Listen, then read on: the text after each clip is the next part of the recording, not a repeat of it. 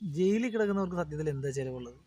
അവർക്ക് അവിടെ ഭക്ഷണമൊക്കെ ഫ്രീ അല്ലേ? അക്കോമഡേഷൻ ഫ്രീ ആണ്, ഭക്ഷണം ഫ്രീ ആണ്, കറണ്ട് ബില്ല് അടക്കണ്ട, വാട്ടർ ബില്ല് അടക്കണ്ട, പിന്നെ കുട്ടികളുടെ പഠിപ്പ് നോക്കണ്ട, പാലുകാരനില്ല, പത്രക്കാരില്ല, മൊബൈൽ റീചാർജ് ചെയ്യണ്ട എന്ന് വേണ്ട യാതൊരു വിധത്തിലുള്ള ടെൻഷൻസും ഇല്ല അല്ലേ? അപ്പോൾ ഇവർക്ക് 500 രൂപ കിട്ടിയാൽ 500 രൂപ ഇവർക്ക് ഓക്കെയാണ്. കാരണം എന്ന് വെച്ചാൽ അത് ഇവർക്ക് വേറെ പ്രത്യേകിച്ച് ചിലവൊന്നുമില്ലല്ലോ. പക്ഷെ നമ്മൾ ഈ പുറത്ത് നിൽക്കുന്നവർ ഒന്ന് ചിന്തിച്ച് നോക്കിയേ, നമുക്ക് എത്ര കിട്ടിയാലും തികയത്തില്ല. കാരണം ഒരു ദിവസം രാവിലെ ജോലിക്ക് പോയിച്ചും തിരിച്ച് വൈകുന്നേരം വീട്ടിൽ കയറി വരുമ്പോഴായിരിക്കും പറയുന്നത് ദേ വന്ന് കല്യാണം വിളിച്ചിട്ട് പോയി. കല്യാണത്തിന് ഇനി പൈസ എങ്ങനെ ഉണ്ടാക്കുമെന്ന് ഇങ്ങനെ ആലോചിച്ചുകൊണ്ടിരിക്കുമ്പോഴാണ് അടുത്ത മാമോദിസ വിളിച്ചിട്ട് പോയി, ഇല്ലെങ്കിൽ ബർത്ത്ഡേ, ആരെങ്കിലും ബർത്ത്ഡേ, ഇല്ലെങ്കിൽ പരവാസ്തവലി. ഇതിങ്ങനെ അതൊരു സീസണാണ് കേട്ടോ, എൻ്റെ പൊന്നോ ഒരു രക്ഷയില്ല. അതിങ്ങനെ പുറകെ പുറകെ പുറകെ പുറകെ ഇങ്ങനെ വന്നുകൊണ്ടിരിക്കും. പിന്നെ നമ്മുടെ petrol, mobile recharge, current bill, water bill, ഉയ്യോ അങ്ങനെ ഒരു നീണ്ട നിര തന്നെയാണ്. അപ്പം നമ്മൾക്ക് സത്യം പറഞ്ഞാൽ ഒരു ദിവസം 2000 രൂപ കിട്ടിയാലും തികയത്തില്ല. നമ്മൾ പുറത്ത് നിൽക്കുന്നവർക്ക് അവർക്ക് 500 രൂപ കിട്ടുന്നത് സത്യത്തിൽ അവർക്ക് നമ്മൾക്ക് 2500 രൂപ കിട്ടുന്നതിന് തുല്യമാണ്. നമ്മൾ പുറത്ത് നിൽക്കുന്നവർക്ക് 2500 രൂപ കിട്ടിയാൽ എങ്ങനെയാണോ, അല്ലെങ്കിൽ 3000 രൂപ കിട്ടിയാൽ എങ്ങനെയാണോ എന്ന് പറയുന്നത് പോലെയാണ് അവർക്ക് 500 രൂപ കിട്ടിയാൽ.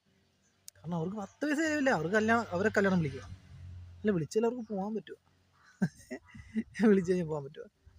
അപ്പോൾ കല്യാണത്തിനോ മനസ്സമ്മതത്തിനോ മാമോദിസാക്കോ ഈ പറയുന്ന പോലെ വരവാസവലിക്കോ ഒന്നിനും പോവുകയും വേണ്ട, ആർക്കും ഒന്നും കൊടുക്കുകയും വേണ്ട.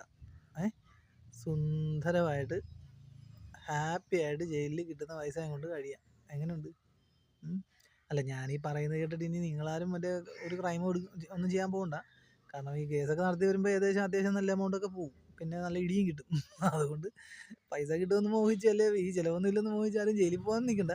ഇടിയെന്ന് പറഞ്ഞ എൻ്റെ മോനെ നല്ല ഇടി കിട്ടുമെന്ന് പറഞ്ഞത്. അപ്പോൾ വെറുതെ ക്രൈമും കാര്യങ്ങളൊന്നും ചെയ്യാൻ പോകണ്ട. പിന്നെ പോരാത്തതിന് നാട്ടിലിറങ്ങി കഴിഞ്ഞാൽ അവിടെ നിന്ന് കിട്ടും. അപ്പോൾ ക്രൈം ചെയ്തിട്ട് നമ്മൾ ജയിലിൽ പോയി കിടന്നിട്ട് പൈസ മേടിക്കാമെന്നൊന്നും കരുതണ്ട. അത് ഞാൻ പറഞ്ഞതേ ഉള്ളൂ. ഇങ്ങനെ ഇരുന്നപ്പോഴേ നമ്മളിങ്ങനെ എല്ലാവരും ഭക്ഷണമൊക്കെ കഴിച്ചിട്ട് ഇരുന്നപ്പോൾ ഞാനിങ്ങനെ ചിന്തിക്കരുത്, സത്യത്തിൽ നമ്മുടെ നാട്ടിൽ നടക്കുന്നത് എന്തൊക്കെയാലേ? ഒന്ന് ചിന്തിച്ച് നോക്കിയാൽ നമ്മുടെ നാട്ടിൽ നടക്കുന്നത് എന്തൊക്കെയാണ്. സ്കൂളിൽ പഠിക്കുന്ന കുട്ടികൾക്കൊക്കെ ഇപ്പോഴും കഞ്ഞിയാണ്. സത്യം തിരക്കി നോക്ക്, ഇപ്പോഴും കഞ്ഞിയാണ് പല സ്ഥലത്തും. സത്യമല്ലേ? അയ്യോ, പ്രതികൾക്ക് മട്ടണും കൂടെ പൈസയും. എൻ്റെ പൊന്നു മച്ചാനെ, ഞാൻ ആലോചിക്കണേ, ഇത് എന്തൊരു ലോകമാണ് സത്യം പറഞ്ഞാൽ. എല്ലാം തലതിരിവാണ് അല്ലേ? ഞാൻ പറഞ്ഞ സത്യമല്ലേ? എന്തൊക്കെയാണ്. അല്ല ഇതിപ്പോൾ ഇനിയിപ്പോൾ ഇത് പറഞ്ഞ് കേട്ടിട്ട് ഇനിയിപ്പോൾ ഓരോരുത്തർ ഇത് കഴിഞ്ഞ ആഴ്ച മുതൽ ഇതിനെക്കുറിച്ച് പലരും ചിന്തിക്കുന്നുണ്ട്. ഞാനിപ്പോൾ നമ്മളുടെ റോഡിൽ കൂടെയൊക്കെ വീട്ടിലോട്ടൊക്കെ പോകുന്ന വഴിക്കൊക്കെ പല സ്ഥലത്തും ഓരോരുത്തരൊക്കെ ഇങ്ങനെ കുത്തിയിരുന്ന് ഇങ്ങനെ ചിന്തിക്കുകയാണ്. അപ്പം ഞാൻ ചോദിച്ചടാ എന്താ സംഭവം? എടാ പണിയാണെങ്കിൽ ഇന്ന് സ്ഥിരമില്ല. അപ്പം പിന്നെ ഞാനിങ്ങനെ ആലോചിക്കുകയായിരുന്നു, ആരെങ്കിലും തട്ടിയിട്ട് ജയിലിൽ പോയി കിടന്നാലോ എന്നൊക്കെ. മനസ്സിലായി, ഇത്തരം ചർച്ചകളാണ് നടന്നുകൊണ്ടിരിക്കുന്നത് ഇപ്പോൾ നാട്ടിൽ. അതാകുമ്പോൾ കറക്റ്റ് അല്ലേ?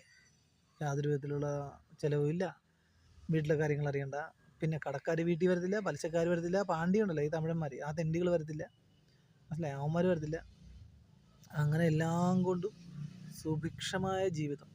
ആഴ്ച ഒരു ദിവസം മട്ടൻ, പിന്നെ ബാക്കിയുള്ള ദിവസമൊക്കെ മറ്റുള്ള കറികൾ. എന്തോ ആ രസമല്ലേ, സമ്മതിക്കണം പ്രഭോ.